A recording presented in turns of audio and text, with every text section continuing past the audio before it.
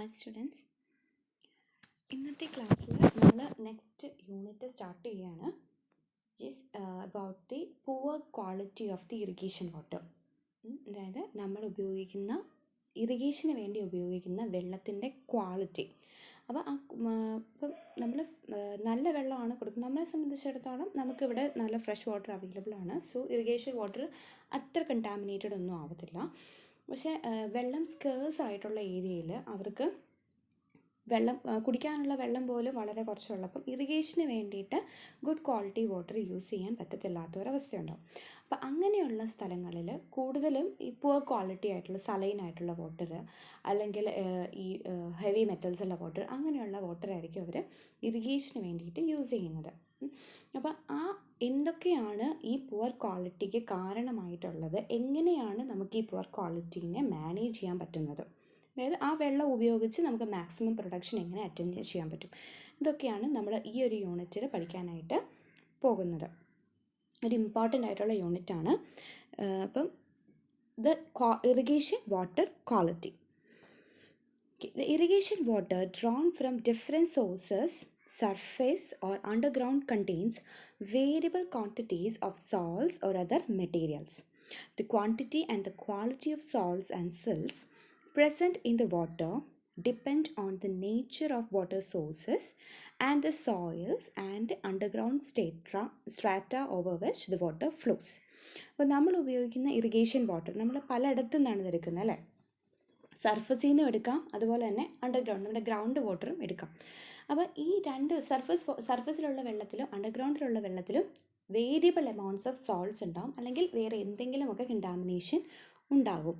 അപ്പോൾ അതിൻ്റെ ക്വാണ്ടിറ്റിയും ക്വാളിറ്റിയും ഡിപ്പെൻഡ് ചെയ്തിരിക്കുന്നത് nature of the water source, ആ വാട്ടർ സോഴ്സിൻ്റെ നേച്ചർ, അവിടുത്തെ soil and also the underground water strata. എവിടെയാണ് ആ അണ്ടർഗ്രൗണ്ട് വാട്ടർ, ഷാലോ വാട്ടർ ആണോ അല്ലെങ്കിൽ നല്ല ഡെപ്ത് ഡീപ്പ് ഗ്രൗണ്ട് വാട്ടർ ലെവലാണോ, അതൊക്കെ വെച്ചിട്ടാണ് ഈ സോൾട്ടിൻ്റെ, അതായത് വെള്ളത്തിൽ അടങ്ങിയിരിക്കുന്ന സോൾട്ട്സിൻ്റെ ക്വാണ്ടിറ്റിയും ക്വാളിറ്റിയും ഡിപ്പെൻഡ് ചെയ്തിരിക്കുന്നത്. The river and tank water carry salts in suspension and salts in solution, whereas well water contains only the dissolved salts. River വാട്ടറിലും ടാങ്ക് വാട്ടറിലും എന്തുണ്ടാവും, അതിൽ ഒരു സസ്പെൻഷനായിട്ട് സിൽട്ട് പാർട്ടിക്കിൾസ് കാണും. മണലല്ല, ആറ്റുമണൽ എന്നൊക്കെ പറയത്തില്ലേ, അതാണ് സിൽറ്റ്. അപ്പം ആ പാർട്ടിക്കിൾസ് ഉണ്ടാവും. അതേസമയം നമ്മൾ വെൽ വാട്ടർ എടുക്കുകയാണെങ്കിൽ, അതായത് കിണറ്റിലെ വെള്ളത്തിലാണെങ്കിൽ ഡിസോൾവ്ഡ് സോൾട്ട്സ് മാത്രമേ കാണത്തുള്ളൂ, സിൽറ്റ് പാർട്ടിക്കിൾസ് ഉണ്ടാവത്തില്ല. Pumped out underground water contain salts in solution and sometimes contain cells in suspension. കുഴൽ കിണറിൻ്റെ കാര്യമാണ്. അതായത് നമ്മൾ ഡീപ്പായിട്ട് കിണർ കുടിച്ചിട്ട് അതിനകത്തുനിന്ന് നമ്മൾ വെള്ളം പമ്പ് ചെയ്തെടുക്കുമ്പം അതിനകത്ത് എന്തായാലും ഡിസോൾവ്ഡ് സോൾട്ട്സ് ഉണ്ടാവും. ചിലപ്പം അതിനകത്ത് സിൽട്ട് സസ്പെൻഷനായിട്ടും കാണാനായിട്ട് പറ്റും. The silt content in running water, as in rivers, is usually higher and coarser in texture than in stiller water of tanks and reservoirs. ഇപ്പോൾ നമ്മൾ ടാങ്കൊക്കെ കുറച്ച് നാൾ ഇങ്ങനെ കുറേ നാൾ കഴുകാതൊക്കെ വെച്ചിരിക്കുകയാണെങ്കിൽ അതിൻ്റെ അടിയിൽ മണൽ വന്ന് കിടക്കുന്നതാണ്, അല്ലേ? അപ്പോൾ അത് സ്റ്റിൽ വാട്ടറിൽ അത് എന്താ പറയുക, നല്ല ഫൈൻ തരിതരിയായിട്ടായിരിക്കും ഉണ്ടാകുന്നത്. അതേസമയം ആറ്റിലൊക്കെ ആണെങ്കിൽ അത് കുറച്ചുകൂടി കോഴ്സ് ആയിരിക്കും. കോഴ്സ് എന്ന് വെച്ചാൽ ഇച്ചിരി കൂടി വലിപ്പം ഉണ്ടാകും, ആറ്റുമണൽ പോലെ ഇരിക്കും. ഇതാണ് സിൽറ്റ് പാർട്ടിക്കിൾസിനെ കുറിച്ച്. ഇതാണ് നമ്മുടെ വാട്ടറിൻ്റെ ഒരു ഇൻട്രൊഡക്ഷൻ എന്ന് പറയുന്നത്. ഇപ്പോൾ എല്ലാ വാട്ടർ എടുത്താലും അതിൽ സം എമൗണ്ട് ഓഫ് ഡിസോൾവ്ഡ് സോൾട്ടും സസ്പെൻഷനായിട്ട് കുറച്ച് സിൽറ്റ് പാർട്ടിക്കിൾസും ഉണ്ടാവും. പക്ഷേ അതിൻ്റെ ആ ലിമിറ്റ് എക്സീഡ് ചെയ്ത് കഴിയുമ്പോഴാണ് നമുക്കും അതുപോലെ തന്നെ ചെടികൾക്കും അത് ഹാംഫുള്ളായിട്ട് മാറുന്നത്. Okay, the classification and suitability of irrigation water. The classification and suitability of irrigation water for use to crops are based on the following criteria. ഈ താഴെ പറഞ്ഞിരിക്കുന്ന ഇത്രയും ക്രൈറ്റീരിയാസ് വെച്ചിട്ടാണ് നമ്മൾ ഒരു വെള്ളം ഇറിഗേഷൻ വാട്ടറിന് പറ്റിയതാണോ അനുയോജ്യമാണോ എന്ന് തീരുമാനിക്കുന്നത്. ആദ്യത്തേത് total salt concentration as electrical conductivity. ഒരു വെള്ളം നമ്മൾ എടുത്തു കഴിഞ്ഞാൽ, ഇപ്പോൾ കിണറ്റിലെ വെള്ളമാണെങ്കിൽ കിണറ്റിലെ വെള്ളത്തിൽ അടങ്ങിയിരിക്കുന്ന ടോട്ടൽ സോൾട്ടിൻ്റെ കോൺസെൻട്രേഷൻ അത് നമ്മൾ എക്സ്പ്രസ് ചെയ്യുന്നത് ഇലക്ട്രിക്കൽ കണ്ടക്ടിവിറ്റി വെച്ചിട്ടാണ്. Then sodium adsorption ratio. Sodium adsorption ratio, absorption അല്ല അഡ്സോർപ്ഷൻ ആണ്, AD ആണ് അഡ്സോർപ്ഷൻ റേഷ്യോ. അത് SAR വെച്ചിട്ട് പറയും. Then residual sodium carbonate content, then sodium adjusted SAR, magnesium to calcium ratio, boron, പിന്നെ ബാക്കിയുള്ള അയോൺസിൻ്റെ കണ്ടൻറ്റാണ് ബോറോണിൻ്റെ കണ്ടൻറ്റ്, ഫ്ലൂറിൻ്റെ കണ്ടൻറ്റ്, ക്ലോറൈഡിൻ്റെ content, nitrate content and carbonates and bicarbonates content. ഇത്രയും ക്രൈറ്റീരിയാസ് വെച്ചിട്ടാണ്. ഇതിനെല്ലാം ഒരു ലിമിറ്റ് നമ്മൾ പറഞ്ഞിട്ടുണ്ട്. ആ ലിമിറ്റ് എക്സീഡ് ചെയ്ത് കഴിഞ്ഞാൽ അത് പുവർ ക്വാളിറ്റി വാട്ടറാണ്. ഇപ്പോൾ നമ്മൾ വരുന്ന സ്ലൈഡ്സിൽ കാണുന്നുണ്ട് എത്രയാണ് ആ ലിമിറ്റ് എന്നുള്ളത്. ഇപ്പം ടോട്ടൽ സോൾട്ട് കോൺസെൻട്രേഷൻ മെഷർ ചെയ്യുന്നത് ഇലക്ട്രിക്കൽ കണ്ടക്ടിവിറ്റിയിലാണ്. ദെൻ സോഡിയത്തിൻ്റെ കോൺസെൻട്രേഷൻ മെഷർ ചെയ്യുന്നത് സോഡിയം അഡ്സോർപ്ഷൻ റേഷ്യോ വെച്ചിട്ടാണ്. അതുപോലെ തന്നെ കാൽസ്യത്തിൻ്റെയും സോഡിയത്തിൻ്റെയും ഇത് നമ്മൾ ഒരുപോലെ മെഷർ ചെയ്യുന്നതാണ് റെസിഡുവൽ സോഡിയം കാർബണേറ്റ് വെച്ചിട്ട്. ഇതിനെല്ലാം ഫോർമുലാസ് ഉണ്ട്, ഞാൻ തരാം. The reasons for the poor water quality. What are the reasons for poor water quality? ആദ്യത്തെ റീസണാണ് സലൈനിറ്റി. സലൈനിറ്റി എന്ന് പറഞ്ഞാൽ അറിയാം, വെള്ളത്തിലുള്ള സോൾട്ട് കോൺസെൻട്രേഷൻ കൂടുമ്പോഴാണ് സലൈനിറ്റി ഉണ്ടാവുന്നത്. This is directly related to the quantity of salts dissolved in the irrigation water.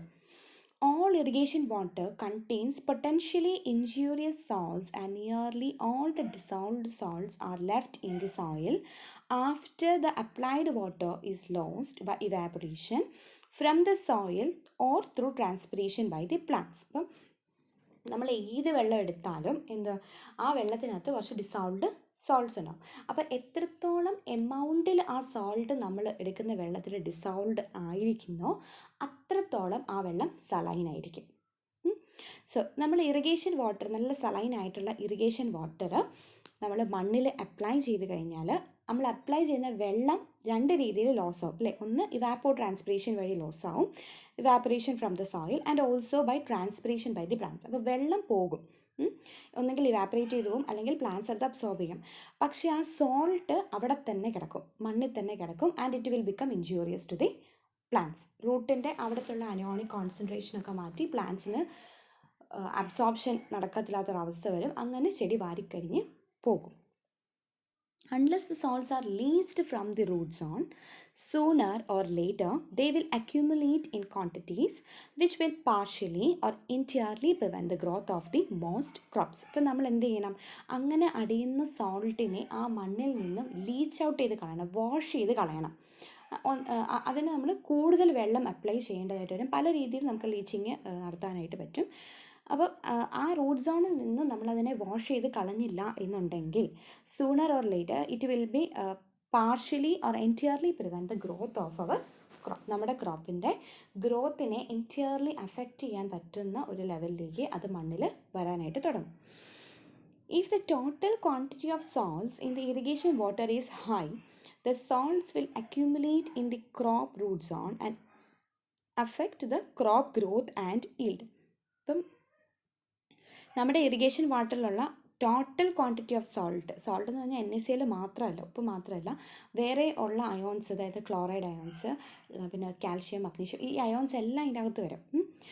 അപ്പോൾ ഈ അയോൺസ് എല്ലാം കണ്ടൻറ്റ് ഹൈ ആണ് എന്നുണ്ടെങ്കിൽ ആ സോൾട്ട് എവിടെ നമ്മുടെ ക്രോപ്പിൻ്റെ റൂട്ട് സോണിൽ എഫക്റ്റ് ചെയ്യും. അത് എന്ത് ചെയ്യും? ക്രോപ്പ് ഗ്രോത്തിനെയും ആൻഡ് ഫൈനലി നമ്മുടെ ഈൽഡിനെയും വളരെ എന്താ പറയുക, നെഗറ്റീവായിട്ട് എഫക്റ്റ് ചെയ്യും. Excess salt condition reduces the uptake of water due to high concentration of the soil solution. എപ്പോഴും അപ്പം വാട്ടർ അബ്സോർപ്ഷൻ നടക്കുന്നത് ഓസ്മോസിസ് വരെയാണ്.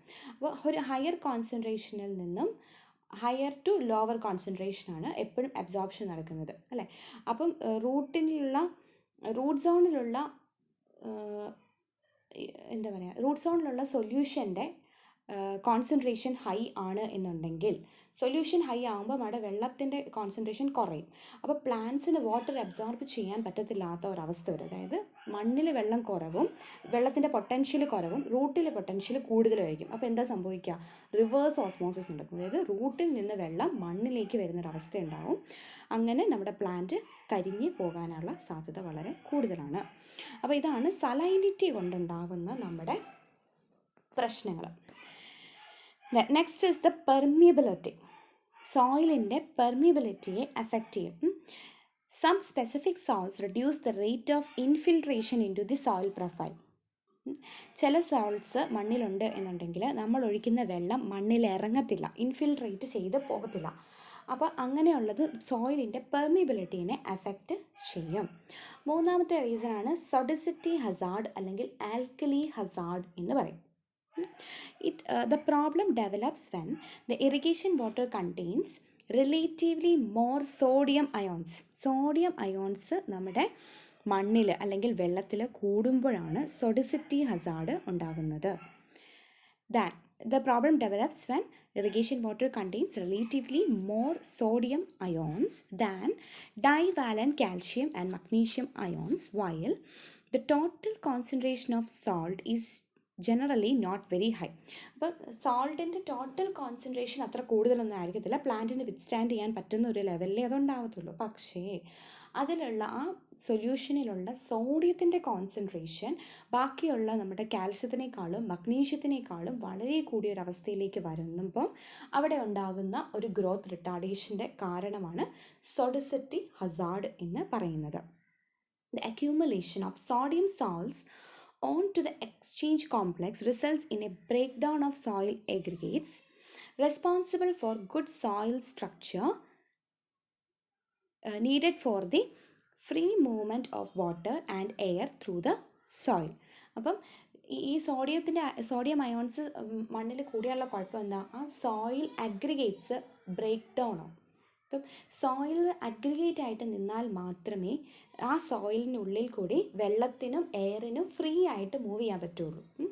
ലൂസായി കിടക്കുന്നതിലും അപ്പോൾ ആ അഗ്രിഗേറ്റ്സ് ബ്രേക്ക് ഡൗൺ ആവും. അപ്പം അതിനുള്ളിലൂടെയുള്ള വാട്ടറിൻ്റെ എയറിൻ്റെ മൂവ്മെൻറ്റ് അത്ര നല്ലതല്ലാത്ത രീതിയിൽ, അതായത് കറക്റ്റായിട്ട് പോവില്ല. അവിടെ പെർമിബിലിറ്റിക്ക്, അതായത് ഇൻഫിൽട്രേഷൻ റേറ്റ് കുറയും, എയർ മൂവ്മെൻറ്റ് കുറയും. ഇതെല്ലാം കൂടെ വന്നു കഴിയുമ്പോൾ നമ്മുടെ പ്ലാന്റ്സിന് വാട്ടറും എയറും കിട്ടാത്തൊരവസ്ഥ വരും റൂട്ട്സിന്. അങ്ങനെ വരുമ്പോൾ പ്ലാന്റ്സിനെ ഇത് നെഗറ്റീവായിട്ട് ബാധിക്കും. അങ്ങനെ വരുമ്പോൾ നമ്മുടെ ഈൽഡിനെ ഇത് എഫക്റ്റ് ചെയ്യും. So as in the case of sodic soils, accumulation of sodium on the exchange complex can be reduced by applying appropriate quantities of amendments. ഇപ്പം നമ്മൾ പറയാം ആസിഡ് സോയിൽസ് ആണെങ്കിൽ നമ്മൾ എന്തായിരിക്കണം, കുമ്മായി ഇടണം അല്ലെങ്കിൽ ഡോളമൈറ്റ് ഇടണം, എന്നാലപ്പം ആൽക്കലി ഉപയോഗിച്ചത് ന്യൂട്രലൈസ് ചെയ്യണമെന്ന് പറയും അല്ലേ. അപ്പോൾ ആൽക്കലി മൂലമാണ് നമുക്ക് ഹസാർഡ്സ് ഉണ്ടാവുന്നതെങ്കിൽ, സോഡിയത്തിൻ്റെ കൂടുതൽ കൊണ്ടാണ് ഹസാർഡ് ഉണ്ടാകുന്നതെങ്കിൽ നമുക്ക് ഇത് മാറ്റാൻ വേണ്ടിയിട്ട് ആ ഹസാർഡ് അല്ലെങ്കിൽ ആ കോൺസെൻട്രേഷൻ കുറയ്ക്കാൻ വേണ്ടി നമുക്ക് യൂസ് ചെയ്യാൻ പറ്റുന്ന ഒരു സാധനമാണ് ജിപ്സം. ജിപ്സത്തിൻ്റെ കോൺസെൻട്രേഷൻ നമ്മൾ മണ്ണിൽ കൂടുതൽ കൊടുക്കും. Gypsum application is recommended for sodic hazards. Next reason ആണ് ടോക്സിസിറ്റി. അപ്പോൾ പുവർ ക്വാളിറ്റി ഇറിഗേഷൻ വാട്ടറിൻ്റെ റീസൺസാണ് നമ്മൾ പറയുന്നത്. ഒന്ന് salinity, 2 permeability, 3 sodic hazards, sodicity hazards, and 4ാമത്തേത് toxicity. 4th one is toxicity. The problem results from the existence in some water of such toxic substances as boron or heavy metals. Toxicity ഉണ്ടാവാനുള്ള കാരണം വെള്ളത്തിനകത്ത് boron അല്ലെങ്കിൽ heavy metal contamination വരുമ്പോഴാണ് toxicity ഉണ്ടാവുന്നത്. Boron, though an essential element for plant growth and nutrition, is required only in very small amount. അല്ലേ, ഞാൻ പറഞ്ഞിട്ട് നമ്മൾ കഴിഞ്ഞ സെമ്മിൽ nutrients, macro nutrients, micro nutrients എല്ലാം ഞാൻ പഠിപ്പിച്ചായിരുന്നു അല്ലേ. ഈ സെമ്മിൽ നിങ്ങൾ സോയിലും അത് പഠിക്കുന്നുണ്ട്. അപ്പോൾ ബോറോൺ ഒരു എസെൻഷ്യൽ എലമെൻ്റ് ആയിട്ടാണ് നമ്മൾ പഠിക്കുന്നത്. അത് മൈക്രോ ന്യൂട്രിയൻസിലാണ് വരുന്നത്. അപ്പം ബോറോണിൻ്റെ കോൺസെൻട്രേഷൻ മൈക്രോ ന്യൂട്രിയൻസ് എന്ന് വെച്ചാൽ വളരെ കുറച്ച് ക്വാണ്ടിറ്റിയിൽ മതി. അത് പ്ലാന്റ്സിന് വളരെ കുറച്ച് ക്വാണ്ടിറ്റിയിൽ മതി. അത് കിട്ടിയില്ലെങ്കിലും പ്ലാന്റ്സിന് പ്ലാന്റ്സ് കരിഞ്ഞു പോകും. കൂടുതൽ കിട്ടിയാലും പ്ലാന്റ്സ് കരിഞ്ഞു. അപ്പോൾ അത് കിട്ടേണ്ട ക്വാണ്ടിറ്റിയിൽ മാത്രം വേണ്ട ഒരു സാധനമാണ് ഈ മൈക്രോ ന്യൂട്രിയൻറ്റ് എന്ന് പറയുന്നത്. ഓക്കെ, അപ്പോൾ a high concentration of boron in the irrigation water can have a toxic effect on the growth of many plants. Higher concentration കൂടുമ്പോൾ it will cause toxicity in the plants. ഇതിൻ്റെ toxicity symptoms ഒക്കെ നമ്മൾ പഠിച്ചിട്ടുള്ളതാണ്. Similarly, certain other ions such as chloride, sodium, etc. could prove toxic to specific crops if present in excessive quantities.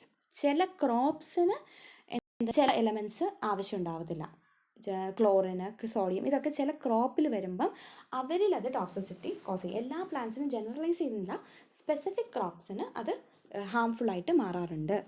So when certain constituents of water are taken up by plants which accumulate in large quantities and result in toxicity, reduces the yield. Toxicity ഉണ്ടാകുമ്പം നമുക്കതിൽ കുഴപ്പം എന്താണെന്ന് ചോദിച്ചാൽ plants നമുക്ക് കിട്ടുന്ന yield വളരെ കുറവായിരിക്കും.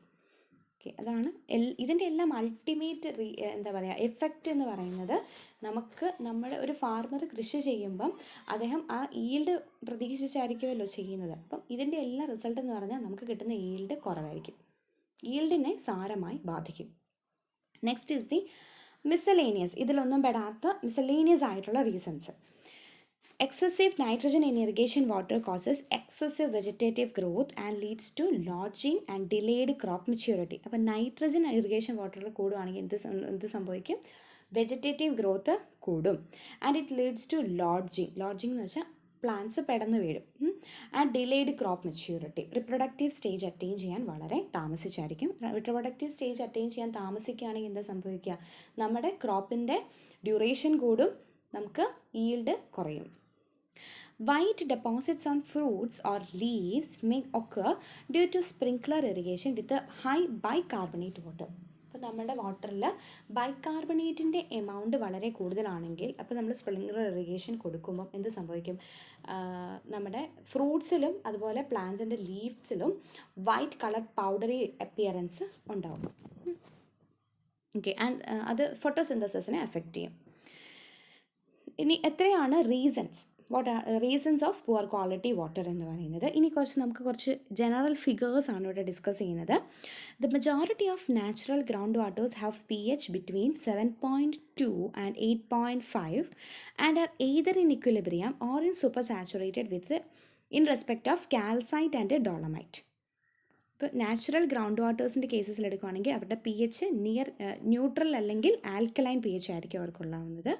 And it is ഇക്വിലിബ്രിയത്തിലായിരിക്കും. ഇതിൽ ഡോളമൈറ്റ് കോൺസെൻട്രേഷൻ, കാൽസ്യം മഗ്നീഷ്യം കോൺസെൻട്രേഷനിൽ ഒരു ഇക്വിലിബ്രിയം ലെവലിലായിരിക്കും നിൽക്കുന്നത്. The water with a pH less than 7.2 seems to be unsaturated in respect of calcite. Water samples with a pH more than 8.4 invariably have SAR more than 10. അപ്പം SAR more than 10 ആണെങ്കിൽ അത് poor quality water ആണ് എന്നാണ് അർത്ഥം. അപ്പം നമ്മുടെ water സാമ്പിളിൻ്റെ pH 8.4 കൂടുതലാണെങ്കിൽ അതിൻ്റെ സോഡിയം അബ്സോർപ്ഷൻ റേറ്റ് എന്ന് പറയുന്നത് 10 കൂടുതലായിരിക്കും. അത് കാൽക്കുലേറ്റ് ചെയ്യുന്നത് എങ്ങനെയാണെന്ന് ഞാൻ പറഞ്ഞുതരാം. Then high pH is associated with the waters containing residual alkalinity and a high carbonate ratio. High pH, അതായത് ആൽക്കലൈൻ pH ആവുന്നതിന് കാരണം അവിടെ ഒരു ബൈകാർബണേറ്റ് റേഷ്യോ കൂടുതലാകുമ്പോഴാണ് pH ആൽക്കലൈൻ pH ആവുന്നത്. കാരണം 7ന് മുകളിൽ പോകുമ്പോൾ ആൽക്കലൈൻ pH ആണല്ലോ. Water having residual alkalinity contains carbonate and bicarbonate ions in varying proportion depending on pH. The ratio of carbonate ion in groundwater generally vary between 1:10 and 1:2. Marginally, saline waters have low SAR, the usual range being up to 20. Hardly 10 to 15% of the total groundwaters have both high SAR and high salinity. അപ്പം ഇതൊക്കെയാണ് general figures എന്ന് പറയാനുള്ളത്. ഇതിൽ നിങ്ങൾ അറിഞ്ഞിരിക്കേണ്ടത് ground വാട്ടറിൻ്റെ pH അറിഞ്ഞിരിക്കുക, general pH അറിഞ്ഞിരിക്കുക.